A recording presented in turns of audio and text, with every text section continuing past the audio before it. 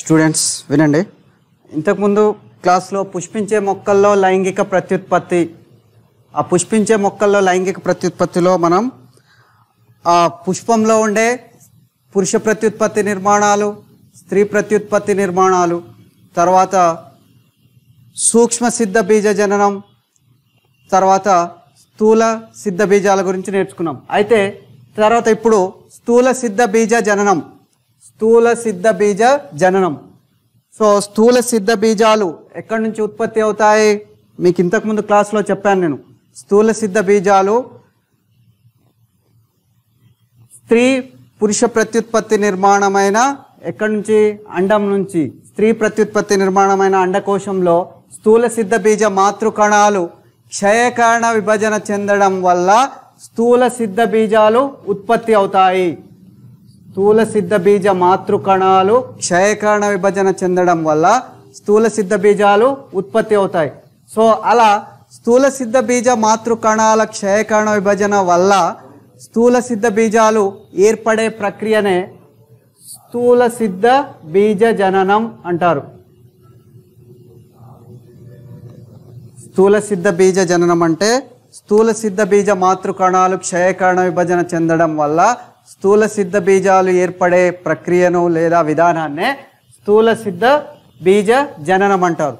స్థూల సిద్ధ బీజ జననం అయిన తర్వాత స్థూల సిద్ధ బీజ జననం నుంచి 4 స్థూల సిద్ధ బీజాలు ఉత్పత్తి అవుతాయి. ఎక్కడ? ఒక పుష్పం నుంచి 4 స్థూల సిద్ధ బీజాలు ఉత్పత్తి అవుతాయి. అందులోంచి ఒకటి మాత్రమే ఉత్తేజంగా ఉండి ఆ ఒకటి స్త్రీ సంయోగ బీజదం లేదా పిండకోశంగా మారుతుంది. ఈ స్త్రీ సంయోగ బీజదం లేదా పిండకోశం అనేది ఎక్కడ ఉంటుంది? ఇంతకుముందు మీకు అండం యొక్క నిర్మాణం గురించి చెప్పాను. సో అండంలో మనకు అండాన్ని ఆవరించి అండ కవచాలు ఉంటాయి. తర్వాత అండ కవచాలు అండాన్ని కప్పకుండా వదిలేసిన ఒక సన్నని రంధ్రం వంటి నిర్మాణాన్ని అండద్వారం అన్నాం. తర్వాత అండద్వారానికి వ్యతిరేక దిశలో ఉండే అండం యొక్క నిర్మాణాన్ని చలాజా ప్రాంతం అంటాం. తర్వాత అండ ద్వారం తర్వాత చలాజా కాకుండా అండాన్ని పట్టి ఉంచడానికి లేదా అండాశయం లోపల అతుక్కొని ఉండడానికి ఒక అండ వృంతం ఉంటుంది. సో అండంలో అండద్వారం, చలాజా, అండ వృంతం ఉంటాయి. సో ఆ అండం లోపల ఎక్కడైతే అండద్వారం యొక్క కొన వైపు ఒక పిండకోశం లేదా స్త్రీ సంయోగ బీజదం అంటారు. దాన్ని స్త్రీ సంయోగ బీజదం లేదా పిండకోశం అనే నిర్మాణం ఉంటుంది. సో ఈ పిండకోశం యొక్క నిర్మాణం చూస్తే మనకు పిండకోశంలో ముఖ్యంగా 3 భాగాలు కనిపిస్తాయి. ఒకటి స్త్రీ బీజ పరికరం, రెండవది ధ్రువ కేంద్రకాలు లేదా కేంద్రక కణాలు, మూడవది ప్రతిపాదక కణాలు. ఒక నమూనా ఆవృత బీజ పిండకోశాన్ని చూస్తే ఆ ఆవృత బీజం యొక్క పిండకోశంలో మనకు ముఖ్యంగా 3 భాగాలు కనిపిస్తాయి. ఆవృత బీజ పిండకోశం యొక్క నిర్మాణాన్ని వివరించి, ఈ క్వశ్చన్ 8 మార్క్స్ ఆన్సర్లో వస్తుంది మీకు ఎగ్జామ్లో, చాలా ఇంపార్టెంట్ ఆన్సర్. దీన్ని ఎలా అడుగుతారంటే, ఒక ఆవృత బీజం నమూనా ఆవృత బీజ పక్వ దశలో ఉండే పిండకోశం యొక్క నిర్మాణాన్ని వివరించి అందులో సహాయక కణాల పాత్రను వివరించండి అని 8 మార్క్స్ ఆన్సర్లో అడుగుతారు, లాంగ్ ఆన్సర్లో. సో నమూనా ఆవృత బీజ పిండకోశం యొక్క నిర్మాణాన్ని వివరించి అందులో సహాయక కణాల యొక్క పాత్రను వివరించండి అని అడుగుతుంది క్వశ్చన్. సో ఇది చాలాసార్లు వచ్చింది. అది మీరు రాయడానికి ముందు పిండకోశం యొక్క నిర్మాణాన్ని ఫస్ట్ డయాగ్రామ్ వేసుకోండి. ఆ డయాగ్రామ్ వేసిన తర్వాత అందులో ఈ విధంగా భాగాలు గుర్తించాలి. సో ముఖ్యంగా ఆవృత బీజ పిండకోశాన్ని మనం అందులో చూస్తే ముఖ్యంగా 3 భాగాలు ఉన్నాయి. స్త్రీ బీజ పరికరం ఒకటి, రెండవది కేంద్రక కణం లేదా ధ్రువ కేంద్రకాలు, మూడవది ప్రతిపాదక కణాలు. సో అందులో మొదటిది స్త్రీ బీజ పరికరం. సో ఈ స్త్రీ బీజ పరికరం అనేది పిండకోశంలో ఎక్కడ ఉంటుందంటే అండద్వారం వైపు, అండం యొక్క అండద్వారం వైపు లేదా అండద్వారం యొక్క కొన వైపు ఉండే 3 కణాల సమూహం. ఎన్ని కణాలు? 3 కణాలు. సో ఆ 3 కణాల్లో 2 సహాయక కణాలు, 2 సహాయక కణాలు. ఇదిగో ఇదొకటి, ఇదొకటి, ఇలా 2 సహాయక కణాలు. తర్వాత ఆ సహాయక కణాల మధ్యలో ఉండే పెద్ద కణం అదే స్త్రీ బీజ కణం, స్త్రీ బీజ కణం. సో ఈ విధంగా అండద్వారం యొక్క కొన వైపు లేదా అండద్వారం వైపు ఉండే 3 కణాల యొక్క సమూహాల్ని, ఏ 3 కణాలు? పిండకోశం యొక్క 3 కణాల సమూహాన్ని స్త్రీ బీజ పరికరం అంటారు. స్త్రీ బీజ పరికరంలో ఉండే కణాలు ఎన్ని ఉన్నాయి? 3 ఉన్నాయి. ఆ 3 కూడా ఏంటి?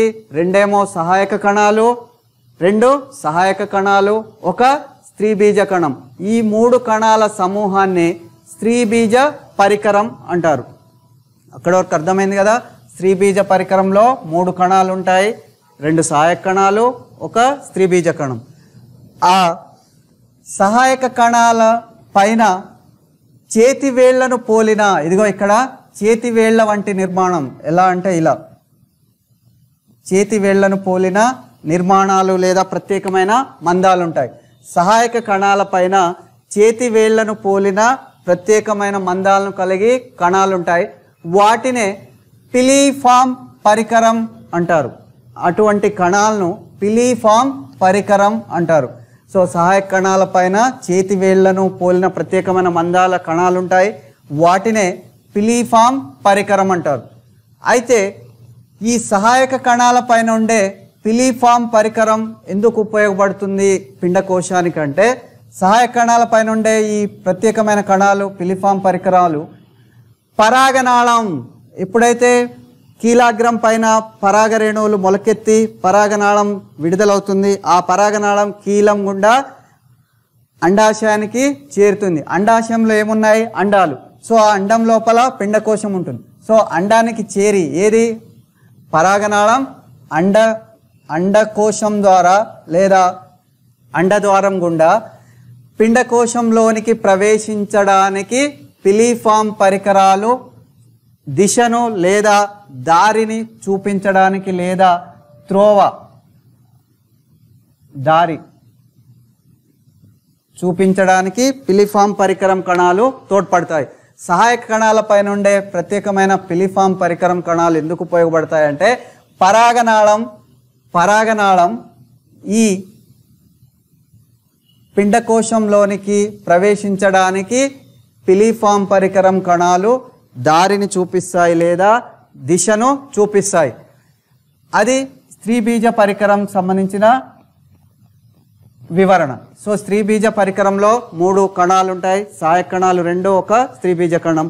అలాగే సహాయక కణాల పైన ప్రత్యేకమైన చేతి వేళ్లను పోలిన మందాలు లేదా కణాలు ఉంటాయి. వాటిని పిలిఫామ్ పరికరం అంటారు.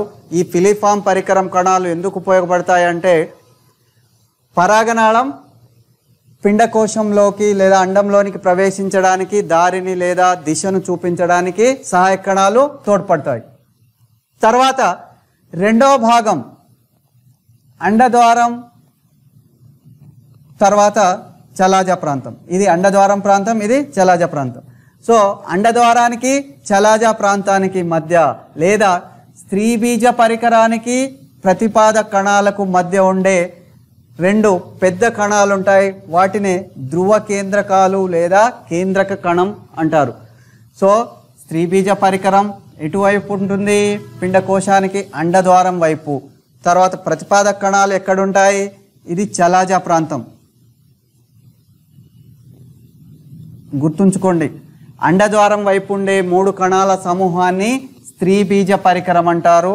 తర్వాత చలాజ ప్రాంతం వైపు ఉండే 3 కణాల సమూహాన్ని ప్రతిపాదక కణాలు అంటారు.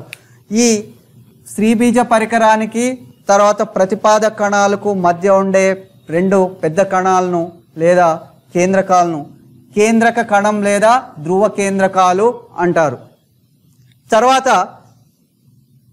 ఆవృత బీజ పిండకోశం యొక్క నిర్మాణంలో చలాజ ప్రాంతం వైపు ఉండే 3వ భాగం ఏది అంటే ప్రతిపాదక కణాలు. ఈ ప్రతిపాదక కణాల్లో కూడా ఎన్ని కణాలు ఉంటాయి? 3 కణాలు. ఇంతకుముందు స్త్రీ బీజ పరికరంలో 3 కణాలు ఉన్నాయి. తర్వాత చలాజా ప్రాంతం వైపు ఉండే ప్రతిపాదక కణాల్లో కూడా 3 కణాలు ఉన్నాయి. సో ఈ విధంగా చలాజా ప్రాంతం వైపు ఉండే పిండకోశం యొక్క నిర్మాణాన్ని ప్రతిపాదక కణాలు అంటారు. ప్రతిపాదక కణాల్లో 3 కణాలు ఉన్నాయి. సో ఈ విధంగా ఒక నమూనా ఆవృత బీజ పక్వ దశలో ఉండే పిండకోశం యొక్క నిర్మాణంలో ముఖ్యంగా 3 భాగాలు ఉన్నాయి. అవి అండద్వారం వైపు ఉండే స్త్రీ బీజ పరికరం, తర్వాత మధ్యలో ఉండే ధ్రువ కేంద్రకాలు కేంద్ర కణం, తర్వాత చలాజా ప్రాంతం వైపు ఉండే ప్రతిపాదక కణాలు. సో ఈ విధంగా 3 భాగాలు, ముఖ్యంగా 3 భాగాలు ఉంటాయి. అయితే ఇక్కడ స్త్రీ బీజ పరికరం ఉంది కదా, ఆ స్త్రీ బీజ పరికరంలో ఎన్ని కణాలు ఉన్నాయి? 3 కణాలు. తర్వాత ధ్రువ కేంద్రకాలు లేదా కేంద్ర కణంలో ఎన్ని కణాలు ఉన్నాయి? 1. తర్వాత ప్రతిపాదక కణాల్లో ఎన్ని కణాలు ఉన్నాయి? 3. సో ప్రతిపాదక కణాల్లో ఉండే 3 కణాలు, స్త్రీ బీజ పరికరంలో ఉండే 3 కణాలు కలిపి 6 ప్లస్ కేంద్ర కణంలో ఒకే కణంగా ఉంటుంది. కేంద్ర కణంలో 2 ధ్రువ కేంద్రకాలు ఉన్నాయి, కానీ అది ఒకటే కణం. సో ఈ విధంగా ఒక ఆవృత బీజ పిండకోశంలో ఎన్ని కణాలు ఉన్నాయి? 7 కణాలు.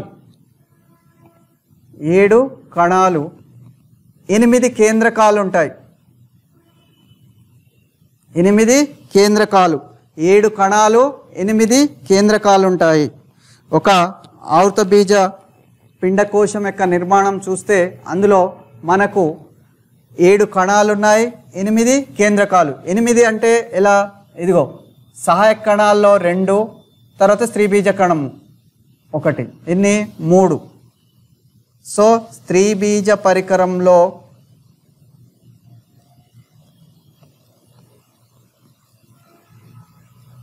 మూడు కేంద్రకాలు, తర్వాత కేంద్రక కణంలో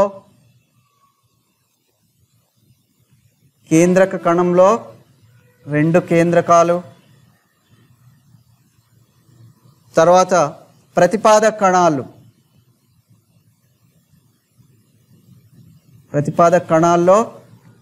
3 కేంద్రకాలు, మొత్తం 8. సో ఈ విధంగా ఒక ఆవృత బీజ పిండకోశం చూస్తే అందులో 8 కేంద్రకాలను కలిగి 7 కణాలతో ఉంటుంది. 7 కణాలు, 8 కేంద్రకాలు కలిగిన ఆవృత బీజ పిండకోశం ఇది. సో ఇది ఆవృత బీజ పిండకోశం యొక్క నిర్మాణం, వివరణ. సో ఇది 8 మార్క్స్కి వస్తుంది, మనకు ఎగ్జామ్లో 8 మార్క్స్ ఆన్సర్కి వస్తుంది. ఇదేంది? స్త్రీ సంయోగ బీజదం లేదా పిండకోశం యొక్క నిర్మాణం.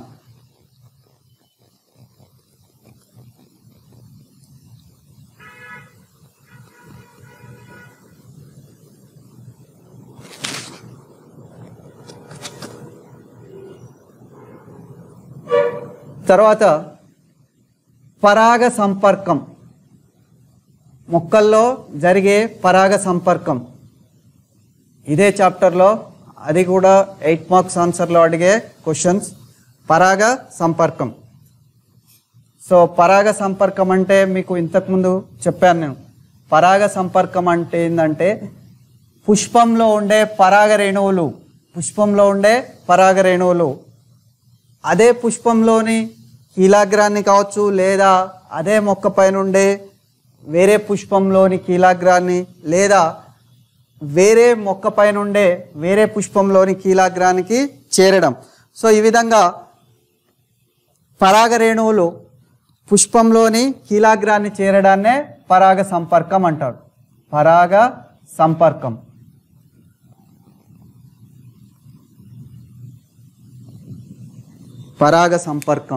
పరాగ సంపర్కం అంటే వినండి, ఒక పుష్పంలో ఉండే పరాగ రేణువులు ఎక్కడి నుంచి విడుదలవుతాయి? పరాగ రేణువులు పరాగకోశం అభివృద్ధి చెందిన తర్వాత, పక్వ స్థితికి వచ్చిన తర్వాత పరాగ రేణువులు విడుదలవుతాయి. పరాగకోశం సంచి పగిలి అందులో నుంచి పరాగ రేణువులు విడుదలవుతాయి. అలా విడుదలైన పరాగ రేణువులు ఎక్కడికి చేరాలి? పుష్పంలోని కీలాగ్రం. పరాగ రేణువులు పుష్పంలోని కీలాగ్రానికి చేరాలి. సో కీలాగ్రానికి చేరి ఆ కీలాగ్రం పైన ఏమవుతాయి? కీలాగ్రం ఎల్లప్పుడూ తడిగా ఉంటుంది కాబట్టి ఆ కీలాగ్రం పైన అవి పరాగ రేణువులు మొలకెత్తి పరాగనాళం ఏర్పడుతుంది. మరి ఆ పరాగనాళం ఎక్కడికి ప్రవేశించాలి? పరాగనాళం అనేది కీలం గుండా అండాశయంలోనికి ప్రవేశించి అండాశయంలో ఉండే అండాలు, ఆ అండాల లోపల ఉండే పిండకోశంలోనికి ప్రవేశించాలి. ప్రవేశించిన తర్వాత అక్కడ పరాగనాళం పగిలి అందులో నుంచి పురుష సంయోగ బీజాలు విడుదలయ్యి అవి ఫలదీకరణలోకి పాల్గొంటాయి. సో ఈ విధంగా పుష్పంలో ఉండే పరాగ రేణువులు విడుదలై, అంటే అవి పక్వ స్థితిలోకి వచ్చిన తర్వాత అవి విడుదలై అదే పుష్పంలోని కీలాగ్రం లేదా అదే మొక్క పైన ఉండే వేరే పుష్పంలో కీలాగ్రానికి చేరడం. సో పరాగ రేణువులు ఒక పుష్పంలో ఉండే పరాగ రేణువులు పుష్పంలోని కీలాగ్రాన్ని చేరడాన్నే ఏమంటారు? పరాగ సంపర్కం. సో పరాగ సంపర్కం. సో ఈ పరాగ సంపర్కం జరగాలంటే పుష్పం అభివృద్ధి చెంది ఉండాలి. సో పరాగ సంపర్కంలో రకాలు ఉన్నాయి. పరాగ సంపర్క రకాలు. పరాగ సంపర్కంలో ముఖ్యంగా మనం ఈ ఫస్ట్ ఇయర్ బాటనీలో చూస్తే ముఖ్యంగా 3 రకాలు ఉన్నాయి. ఒకటి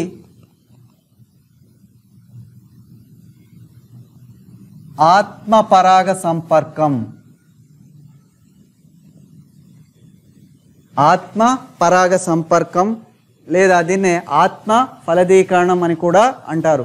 ఆత్మ పరాగ సంపర్కం లేదా ఆత్మ ఫలదీకరణం లేదా స్వపరాగ సంపర్కం లేదా స్వయం పరాగ సంపర్కం.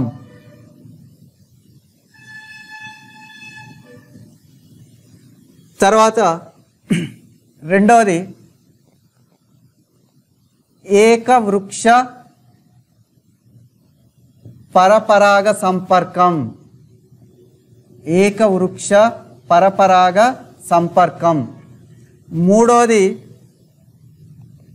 భిన్న వృక్ష పరపరాగ సంపర్కం. భిన్న వృక్ష పరపరాగ సంపర్కం. సో ఇక్కడ పరాగ సంపర్క రకాలు చూస్తే ముఖ్యంగా ఆవృత బీజ మొక్కల్లో పరాగ సంపర్కం 3 రకాలుగా జరుగుతుంది. అందులో మొదటిది ఆత్మ పరాగ సంపర్కం లేదా స్వపరాగ సంపర్కం లేదా దీన్నే ఆత్మ ఫలదీకరణం లేదా స్వయం పరాగ సంపర్కం అంటారు. సో ఇక్కడ ఆత్మ పరాగ సంపర్కంలో ఏముంది? ఆత్మ అంటే ఒక పుష్పంలో ఉండే పరాగ రేణువులు అదే పుష్పంలో ఉండే కీలాగ్రాన్ని చేరాలి. ఇక్కడ ఎన్ని పుష్పాలు ఉన్నాయి? ఒకటే పుష్పం. అందులోంచి పరాగ రేణువులు విడుదలవుతున్నాయి. సో ఆ పరాగ రేణువులు ఎక్కడికి చేరుతాయి? అదే పుష్పంలోని కీలాగ్రానికి. సో ఈ విధంగా ఒక పుష్పంలో ఉండే పరాగ రేణువులు అదే పుష్పంలోని కీలాగ్రాన్ని చేరితే దాన్నే ఆత్మ పరాగ సంపర్కం లేదా స్వపరాగ సంపర్కం అంటారు. తర్వాత ఏకవృక్ష పరపరాగ సంపర్కం. ఏకవృక్ష పరపరాగ సంపర్కం ఇక్కడ పేర్లోనే ఉంది. ఏక వృక్ష అంటే ఒకటే వృక్షం. ఇంతకుముందు దాంట్లో ఏంది? ఒకటే పుష్పం. సో ఆ ఒకటే పుష్పంలో ఉండే పరాగ రేణువులు అదే పుష్పంలో ఉండే కీలాగ్రానికి చేరినాయి కాబట్టి దాన్ని ఆత్మ పరాగ సంపర్కం అన్నాం. కానీ ఇక్కడ రెండో పరాగ సంపర్క రకంలోకి వచ్చేసరికి ఏక వృక్ష పరపరాగ సంపర్కం. ఇక్కడ పుష్పాలు ఏంటి అంటే ఒకే వృక్షం పైన ఉన్నాయి, కానీ ఒక పుష్పంలో లేదా ఒక వృక్షం పైన ఉండే పుష్పంలోని పరాగ రేణువులు అదే వృక్షంలోని వేరొక పుష్పంతో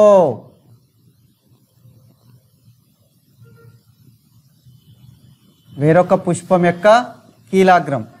సో ఇక్కడ ఏకవృక్షం అంటే ఒక వృక్షం ఉంది, ఆ వృక్షానికి పుష్పాలు ఉన్నాయి, అనేక పుష్పాలు. సో ఒక వృక్షం పైన ఉండే పుష్పాల్లోని పరాగ రేణువులు అదే వృక్షంలో ఉండే పుష్పం వేరొక పుష్పంలోని కీలాగ్రానికి చేరితే దాన్నే ఏకవృక్ష పరపరాగ సంపర్కం అంటారు. ఇక్కడ ఒకటే వృక్షం కానీ పుష్పాలు వేరున్నాయి. ఇంతకుముందు దాంట్లో పుష్పం ఒకటే కానీ రెండో పరాగ సంపర్కం రకంకి వచ్చేసరికి పుష్పాలు వేరుగా ఉన్నాయి. ఒకటే వృక్షమైన ఒకటే మొక్క పైన ఉండే పరాగ రేణువులు అదే పుష్పాన్ని కాకుండా వేరొక పుష్పం యొక్క కీలాగ్రానికి చేరడాన్ని లేదా వేరొక పుష్పం యొక్క కీలాగ్రం పైన పడడం దాన్నే ఏకవృక్ష పరపరాగ సంపర్కం అంటారు. సో ఈ ఏకవృక్ష పరపరాగ సంపర్కం అనేది పరపరాగ సంపర్కమే అయినప్పటికీ ఒకే వృక్షంలోంచి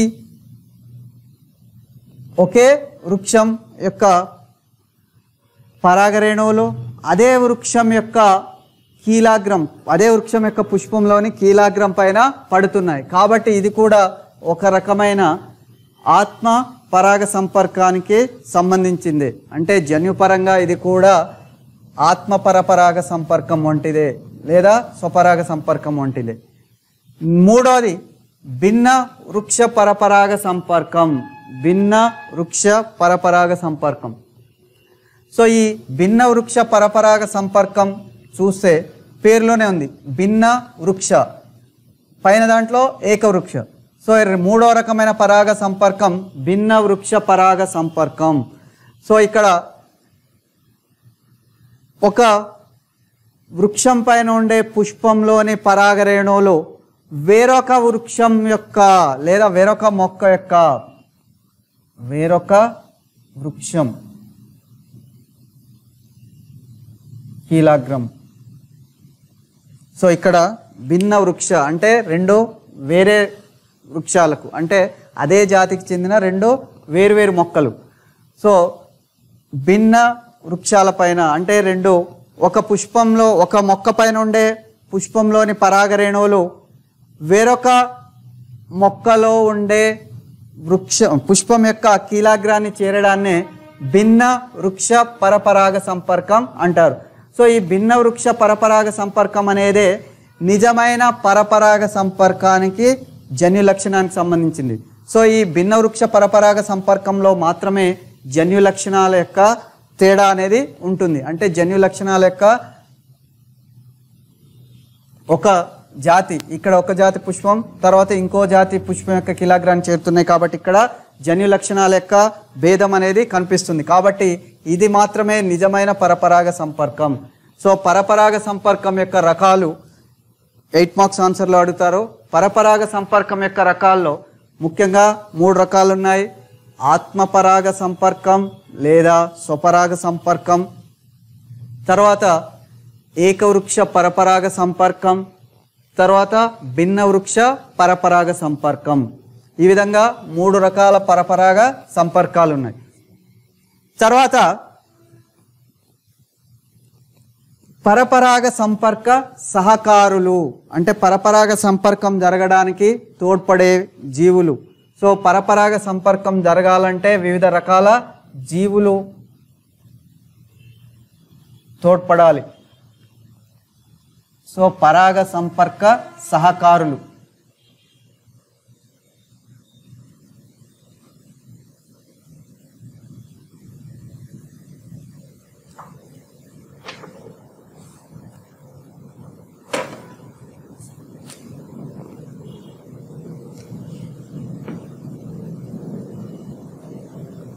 పరాగ సంపర్క సహకారులు.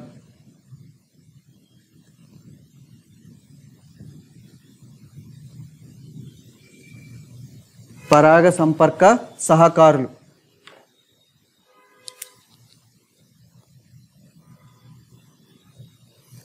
పరాగ సంపర్కం జరగాలంటే అంటే పరాగ రేణువులు గాలి ద్వారా కానీ నీటి ద్వారా కానీ లేదా జంతువుల సహాయంతో ఒక పుష్పంలో ఉండే పరాగ రేణువులు వేరొక పుష్పానికి లేదా ఒక మొక్క పైన ఉండే పరాగ రేణువులు వేరొక వృక్షం లేదా వేరొక మొక్క యొక్క కీలాగ్రాన్ని చేరడానికి వాటిని తీసుకెళ్ళడానికి లేదా మోసుకెళ్ళడానికి సహకారులు ఉపయోగపడతాయి. సో ఆ సహకారులో ముఖ్యంగా పరాగ సంపర్క సహకారులు 2 రకాలుగా ఉన్నాయి.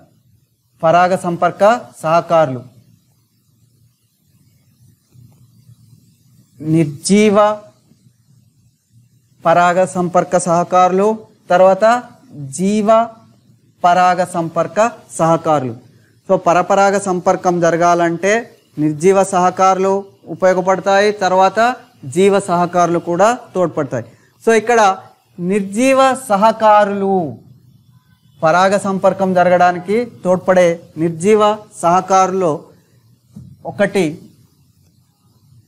గాలి, రెండోది నీరు. గాలి, నీరు. సో పరపరాగ సంపర్కం జరగడానికి లేదా ఆ పరాగ సంపర్కం జరగడానికి తోడ్పడే సహకారులు మొదటిది నిర్జీవ సహకారులు. అందులో గాలి, దాన్నే వాయు. సో గాలి ద్వారా లేదా వాయు ద్వారా జరిగే పరాగ సంపర్కాన్ని ఏమంటారంటే వాయు పరాగ సంపర్కం. వాయు పరాగ సంపర్కం. గాలి సహాయంతో జరిగే పరపరాగ సంపర్కాన్ని వాయు పరాగ సంపర్కం అంటారు. సో గాలి ద్వారా జరిగే పరాగ సంపర్కం అంటే గాలి ద్వారా ఏ విధంగా జరుగుతుందంటే ఈ గడ్డి జాతి మొక్కలు,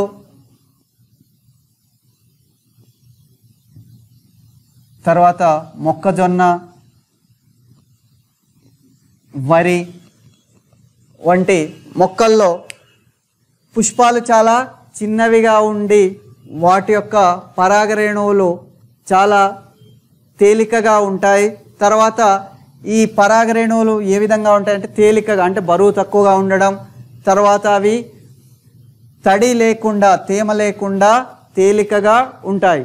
సో పరాగరేణువులు తేలికగా ఉండడం, తర్వాత తేమను కలిగి ఉండకపోవడం వల్ల ఎప్పుడైతే గాలి వీస్తుందో లేదా వాయువు వీస్తుందో ఆ గాలి వీచినప్పుడు మొక్క యొక్క భాగాలన్నీ కదులుతుంటాయి లేదా ఊగుతుంటాయి. ఊగినప్పుడు ఆ పుష్పాలు కూడా ఊగడం వల్ల లేదా కదలడం వల్ల ఆ పుష్పాల్లో ఉండే పరాగరేణువులు బయటికి విడుదలై ఆ గాలి ఏ దిశ వైపు లేదా ఏ వైపు ప్రవహిస్తుందో ఆ దిశ వైపు వేరే మొక్కల యొక్క కీలాగ్రం పైన ఈ పరాగరేణువులు గాలి ద్వారా మోసుకు వెళ్ళిపోయి ఆ వేరే పుష్పం పైన పడుతున్నాయి.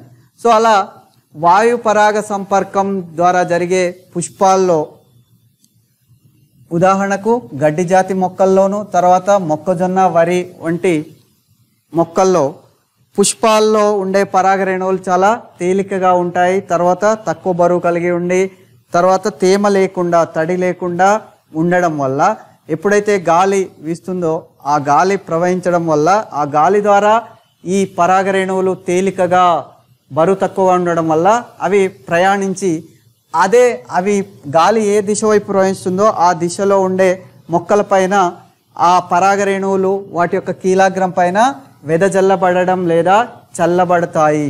సో అలా వాయు పరాగ సంపర్కం జరుగుతుంది. సో వాయు పరాగ సంపర్కం జరిగే మొక్కల్లో పుష్పాలు ఎలా ఉంటాయి? చాలా చిన్నవిగా, తర్వాత పరాగరేణువులు తేలికగా ఉంటాయి.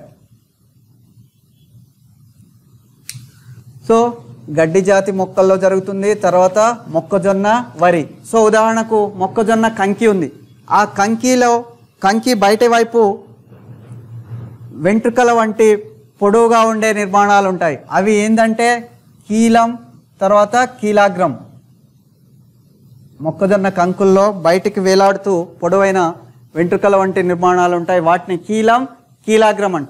సో ఈ కీలం, కీలాగ్రం బయటికి వేలాడుతూ ఎప్పుడైతే గాలి వీస్తుందో ఆ గాలి ద్వారా వచ్చే పరాగరేణువుల్ని అవి ఆ కీలాగ్రం స్వీకరిస్తుంది. సో అలా స్వీకరించడం వల్ల అక్కడ పరాగ సంపర్కం జరుగుతుంది. సో ఈ విధంగా వాయు ద్వారా జరిగే పరాగ సంపర్కం అది. తర్వాత రెండోది ఏంటి?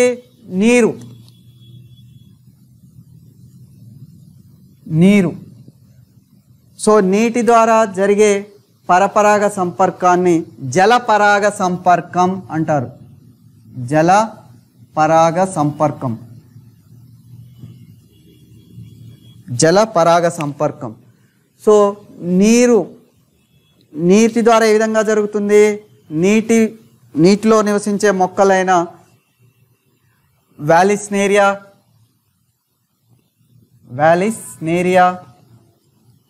తర్వాత జోస్టిరా, తర్వాత సముద్రపు గడ్డి మొక్కలు,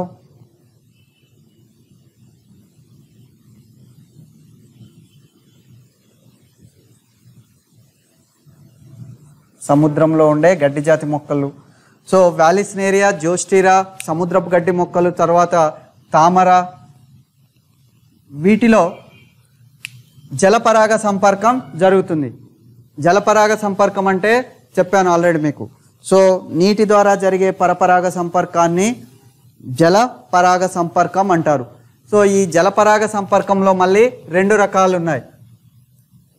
ఊర్ధ్వ జలపరాగ సంపర్కం, ఊర్ధ్వ జలపరాగ సంపర్కం, అధో జలపరాగ సంపర్కం, అధో జలపరాగ సంపర్కం. ఊర్ధ్వ జలపరాగ సంపర్కం, అధో జలపరాగ సంపర్కం. సో నీటి మొక్కల్లో జలపరాగ సంపర్కం 2 రకాలుగా జరుగుతుంది. ఈ ఊర్ధ్వ జలపరాగ సంపర్కం ఎందులో జరుగుతుందంటే వ్యాలిస్నేరియా మొక్కల్లో జరుగుతుంది. వ్యాలిస్నేరియా మొక్కల్లో వాటి యొక్క స్త్రీ పుష్పం యొక్క వృంతాలు ఎక్కడికి? నీటి యొక్క ఉపరితలం పైన.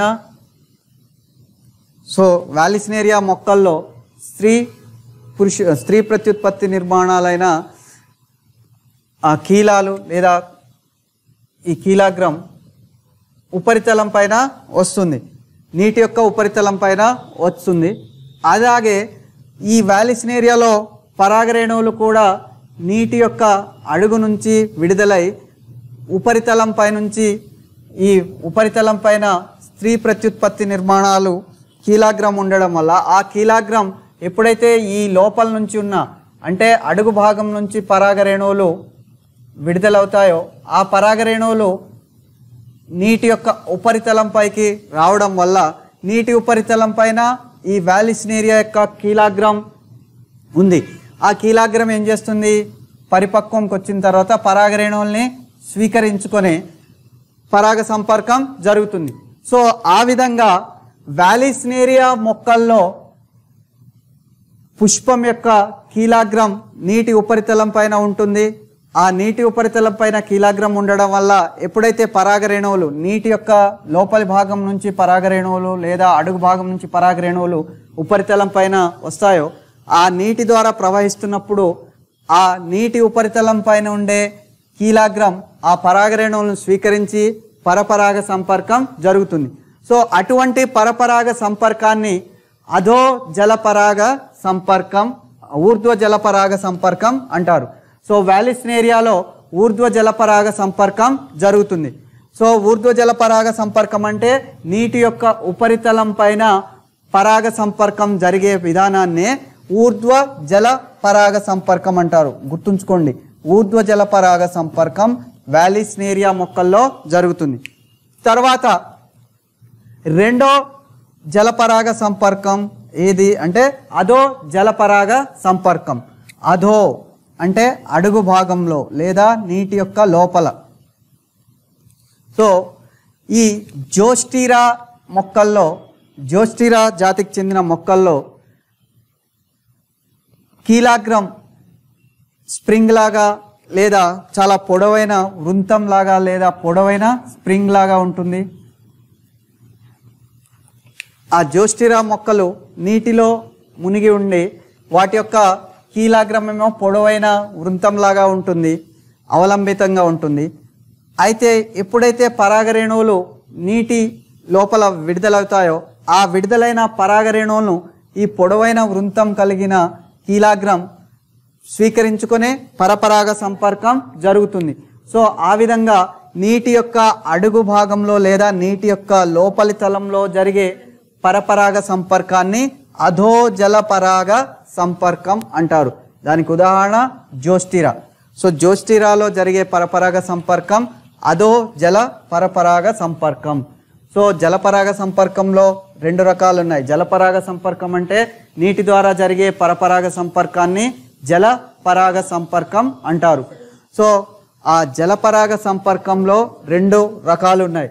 ఊర్ధ్వ జలపరాగ సంపర్కం అంటే నీటి యొక్క ఉపరితలం పైన జరిగే పరపరాగ సంపర్కాన్ని ఊర్ధ్వ జలపరాగ సంపర్కం అంటారు. అది వాలిస్నేరియా మొక్కల్లో జరుగుతుంది. తర్వాత అధో జలపరాగ సంపర్కం నీటి యొక్క అడుగులోన లేదా నీటి యొక్క లోపల భాగంలో జరిగే పరాగ సంపర్కాన్ని అధో జలపరాగ సంపర్కం అంటారు. అది జోస్టిరా అనే మొక్కల్లో జరుగుతుంది. సో ఇది జల పరాగ సంపర్కం. సో ఈ విధంగా నిర్జీవ సహకారుల్లో 2 రకాలు ఉన్నాయి. గాలి, నీరు. గాలి ద్వారా జరిగే పరపరాగ సంపర్కం, తర్వాత నీటి ద్వారా జరిగే పరపరాగ సంపర్కం. సో ఈ నీటి ద్వారా జరిగే పరపరాగ సంపర్కంలో ఉండే పుష్పాలు కూడా చాలా తేలికగా చిన్నవిగా ఉంటాయి. తేలికగా అంటే పరాగరేణువులు తేలికగా ఉంటాయి. ఆ తేలికగా ఉండడం వల్ల అవి నీటిలో మునిగకుండా నీటి యొక్క ఉపరితలంలో ప్రయాణిస్తూ ఉంటాయి. సో అది జలపరాగ సంపర్కం లేదా నీటి సహాయంతో జరిగే పరాగ సంపర్కం. తర్వాత రెండోది ఏది? జీవ పరాగ సంపర్క సహకారులు. జీవ పరాగ సంపర్క సహకారులు. పరాగ సంపర్క సహకారులు 2 రకాలు ఉన్నాయి. నిర్జీవ, జీవ. అందులో నిర్జీవలో 2 గాలి ద్వారా, నీటి ద్వారా.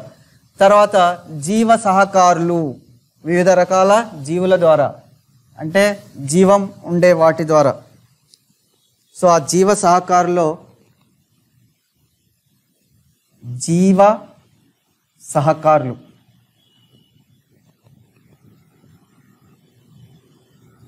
జీవ సహకారులో మొదటిది జంతువులు. జంతువులు. సో పరాగ సంపర్కం అంటే పరాగ రేణువుల్ని ఏవి మోసుకుపోతున్నాయి? జంతువులు. సో ఇక్కడ జీవం ఉన్నవి జంతువులు. జంతువుల ద్వారా వివిధ రకాల జంతువుల ద్వారా పరాగ సంపర్కం జరిగితే దాన్ని జంతు పరాగ సంపర్కం అంటారు. జంతు పరాగ సంపర్కం జూఫిలి అంటారు. జూఫిలి జంతు పరాగ సంపర్కం. సో మొక్కల్లో పరాగ రేణువులు వివిధ రకాల జంతువుల ద్వారా పరాగ రేణువులు ప్రయాణించి పుష్పంలో కీలాగ్రానికి చేరితే దాన్ని జంతు పరాగ సంపర్కం అంటారు. వివిధ రకాల జంతువుల ద్వారా పరాగ సంపర్కం జరుగుతుంది కాబట్టి దాన్ని జంతు పరాగ సంపర్కం అంటారు. దాన్ని ఇంగ్లీష్లో జూఫిలి అంటారు. తర్వాత పక్షి పరాగ సంపర్కం. పక్షి పరాగ సంపర్కం పక్షుల సహాయంతో. పక్షుల సహాయంతో వివిధ రకాల పక్షులు.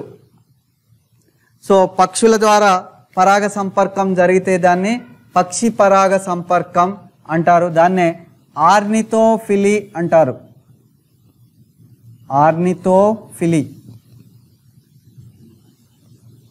పక్షుల సహాయంతో జరిగే పరాగ సంపర్కాన్ని ఆర్నితోఫిలి అంటారు.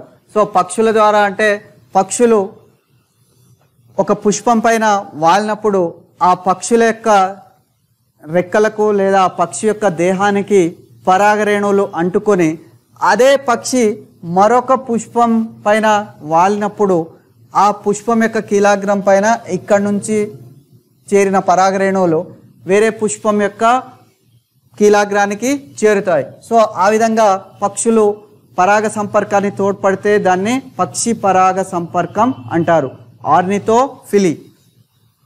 తర్వాత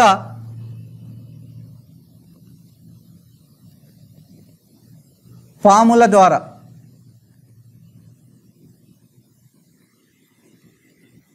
ఓపియోఫిలీ. ఓపియోఫిలీ.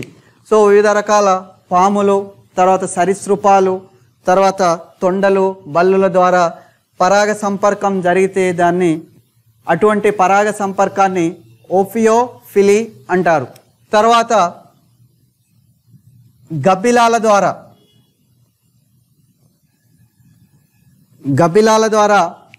పరాగ సంపర్కం జరిగితే దాన్ని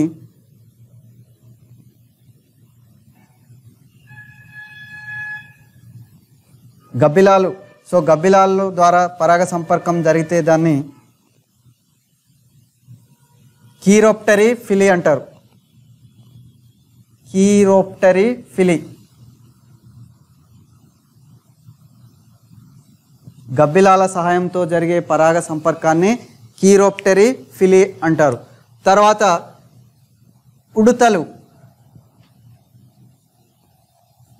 ఉడుతల ద్వారా జరిగే పరాగ సంపర్కాన్ని థెరోఫిలీ అంటారు. థెరోఫిలీ. ఉడతల సహాయంతో పరాగ సంపర్కం జరిగితే దాన్ని థెరోఫిలీ అంటారు. సో ఈ విధంగా జీవులు, జంతువులు కావచ్చు, పక్షులు కావచ్చు, తర్వాత పాములు అంటే సరీసృపాలు, తర్వాత గబ్బిలాలు, తర్వాత ఉడతల సహాయంతో పరాగ సంపర్కం జరుగుతుంది. సో ఇటువంటి సహకారులన్నింటినీ జీవ సహకారులు అంటారు. సో ఈ జీవ సహకారుల ద్వారా జరిగే పరాగ సంపర్కం జరగాలంటే ఇక్కడ పుష్పాలు చాలా పెద్దవిగా ఉండాలి, తర్వాత ఆకర్షణీయంగా అంటే వివిధ రంగుల్లో ఉండాలి, తర్వాత సువాసనను, ఒక రకమైన సువాసనను వెదజల్లాలి, సుగంధభరితం అంటారు. లేదా జంతువు ద్వారా జరిగే పరాగ సంపర్కంలో ఉండే ఈ జంతు పరాగ సంపర్కం జరిపే మొక్కలు, పుష్పాలు ఏ విధంగా ఉంటాయంటే జంతువులను పోలి ఉంటాయి. సో ఈ విధంగా జీవ సహకారుల ద్వారా పరాగ సంపర్కం జరిపే మొక్కల యొక్క పుష్పాలు జంతువుల ద్వారా జరిగితేమో ఆ పుష్పాలు జంతువుల యొక్క ఆకారాన్ని పోలి ఉండాలి. తర్వాత ఈ పుష్పాలు చాలా పెద్దవిగా ఆకర్షణీయంగా ఉండి ఆ పుష్పాలు సువాసనను వెదజల్లుతూ ఉండాలి. సో అటువంటప్పుడే కీటకాలను, తర్వాత పక్షుల్ని అవి ఆకర్షించి పరాగ సంపర్కం జరగడానికి తోడ్పడతాయి. ఇది పరాగ సంపర్క సహకారులు. సో ఈ పరాగ సంపర్క, వివిధ రకాల పరాగ సంపర్క సహకారుల గురించి వివరించండి అని 8 మార్క్స్ ఆన్సర్లో లేదా లాంగ్ ఆన్సర్ క్వశ్చన్లో వస్తుంది. సో ఇది చాలా సింపుల్. పరాగ సంపర్క సహకారులు 2 రకాలుగా ఉంటాయి. నిర్జీవ పరాగ సంపర్క సహకారులు, జీవ పరాగ సంపర్క సహకారులు. అందులో మొదటిది నిర్జీవ సహకారులో గాలి, నీరు, ఆ రెండింటి గురించి రాయాలి. తర్వాత జీవ వచ్చేసరికి ఈ జంతు పరాగ సంపర్కం, పక్షుల పరాగ సంపర్కం, పాములు, గబ్బిలాలు, తర్వాత ఉడతలు, తర్వాత కీటకాలు. సో వీటన్నిటి ద్వారా పరాగ సంపర్కం జరుగుతుంది కాబట్టి దీన్ని జీవ పరాగ సంపర్క సహకారులు అంటారు.